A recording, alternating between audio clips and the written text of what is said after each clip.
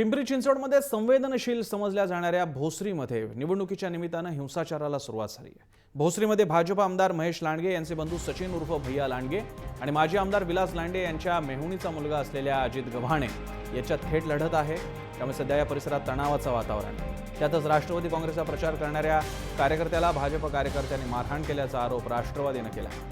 तक्रार दाखल करण्यासाठी भोसरीतल्या अनेक उमेदवारांनी पोलीस स्थानकात ठिय्या मांडल्यानं बराच वेळ तणावाचं वातावरण होतं। या प्रकरणी भोसरी पोलीस स्टेशनमध्ये गुन्हा दाखल करण्यात आला। दरम्यान मारहाणीचा आरोप भाजपनं फेटाळून लावला।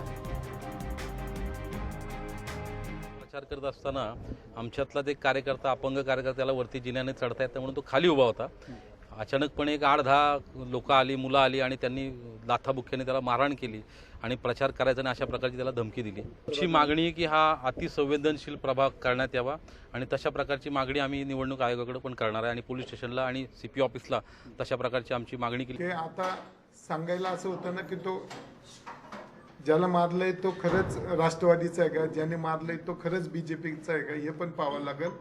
जर कुठल्याही पक्षाचा कार्यकर्ता चुकीचं हे करत असेल तर त्याला शासन व्हावं या दृष्टीने आम्ही प्रयत्न करू, मग भले तो आमच्या पक्षाचा असला तरी।